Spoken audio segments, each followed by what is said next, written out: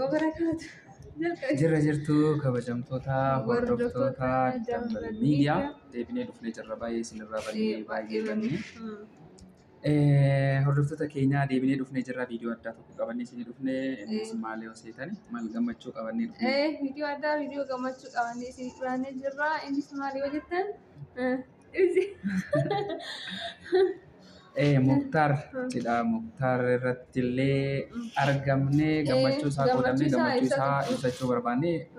Baga rabbiin guyyaa kanaas ga'ee baga gammaddee horaa bulaa deebanaa isiniin jenna malee. Horaa bulaa deebanaa baga gammaddee Muktaarii fi Caaltuu baga ittiin isin gahee cidha bareedaa cidha baay'ee nama ajaa'ibu baay'ee namatti tolu baadiyyaa keessatti. An deemee jira ishiin ammoo naan mijannee ani hin deemne. Isheen naftee an deemeetiin cidha haala bareedaan wajjin dabarsinee jirra. Kanaafuu asumaan baga gammaddin jechuu barbaadetii jechuudha. Isheen illee amma viidiyoodhaan baga gammaddanii baga kanaan isin gahee arrii diimtuu wajjin filadha isin waliin filadha namaan jedhu. Waggaarraa immoo ilma ka arginu rabbisin waan taasisa. Waggaarraa ilma akka argattanii abdii keenya. Abdii keenya. Baay'ee namatti tolaa isin baadiyyaa keessa farda gulufsiisuun jira. Ani maa yeroo deemee jira dheedhee. Baadiyyaan meedaan isaan keessa fi farda gulufsiisan viidiyoo irratti booda arguu dandeessanii. Viidiyoo irratti booda arguu dandeessanii isaa irra jechuudha. Baay'ee nama gammachiisa laal nyaata aadaa Oromootiin kan guutame kan akka cuukkoo, aannanii, marqaa. Marmaaree happy dibattanii isin argee ana akka tasaa ta'e hin dibanne viidiyoo inni gadhiisisan irraa argee happy fa'aa dibattanii yaada qophii namatti tola. Itti aansee hiriyyaan isaa Umar baay'ee nama gaariidha akkasitti fuula isaa bareessisan. Umartu pirogiraamii baay'ee bareechise. Umar dhugaa baay'ee Umar illee jadii illee hiriyoon isaatu maashaallah sirriitti qophii isaa bareessanii baay'ee namatti tola jechuudha. Baay'ee bareechisa. Hasan fa'aa keessattuu Osheemaan Osheetu Programii isaa jalqabarraa kaasee gadhumatti baay'ee bareechisee fi baay'ee namatti tola. Viidiyoon inni dheengaddaa gadhiisillee arguu dandeessu baay'ee nama gammachiisa. Fuulduratti illee viidiyoo ajaa'iba tokko qabatee waan isin dhufaa jiruuf achumaan hordofaa isiniin jenna. Akkasii wallaahi baay'ee namatti tolaan yeroo dhaqee jiidhee seenaa. Ana Fatimaa sargii akkasitti hin godhanne garuu. Inshaallah gizee taanu sargii keenya eeggadha. Nullee sargii daa'ima lammaffaa erga dhufee booda sargii godhanna. Inshaallah. Maaliif sargii isaan deemin garuu Muktaar si komatee jira? Yaa inni nam komatu naa beekadha. Naa illee akkuma itti dadhabbiidha. Karaa dheeraa kana makiinaadhaan deemuu waan hin tollee fi sanuma faffee jechuudha. Muktaar baga gammaddee baga kanaan si gahee. Yuutuubaronni baay'een illee gammachuu isaanii ibsataa jiranii. Nullee ammoo anis qaamaan deemee achirratti argamee jira. Garuu ammallee ammoo irra deebi'eetiin baga gammaddee baga kanaan si gahee. Isin lamaanuu ciinii keessan kan milkii kan itti guddattan isinii haa ta'u isiniin jenna.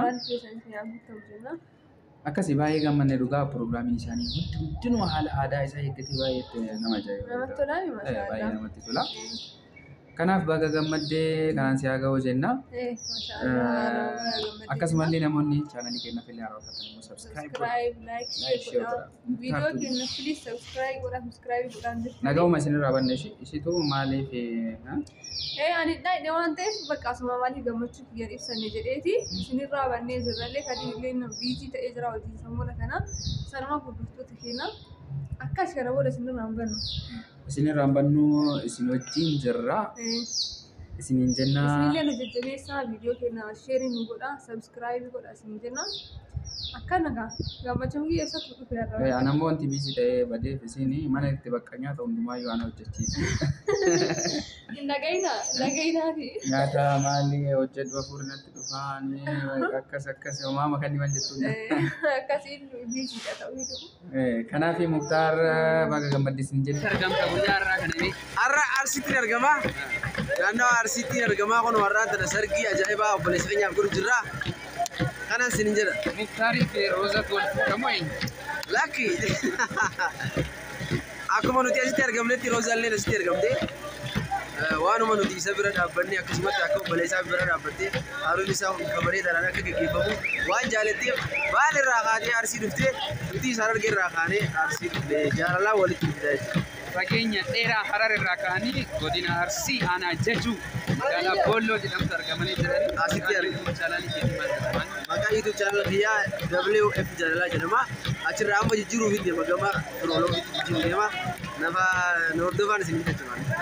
Channel isaallee hordofaa akkasumas Jambal Media subscribe gochuudhaan maatii keenyadhaa isin Jambal Media subscribe godhaa, like godhaa, bira dhaabbadhaan isin jajjabeessa. Ijoollee keenya jajjabduu YouTube irratti Oromoo gara teekinooloojii afaan keenya guddisaa jiran keessaa firoomsaan nama tokko waan ta'eef akkasii jiraadhaa ulfaadhaa kabajamaa bakka isin jaalannaa fayyaanutaa galatoomaa. Ciao.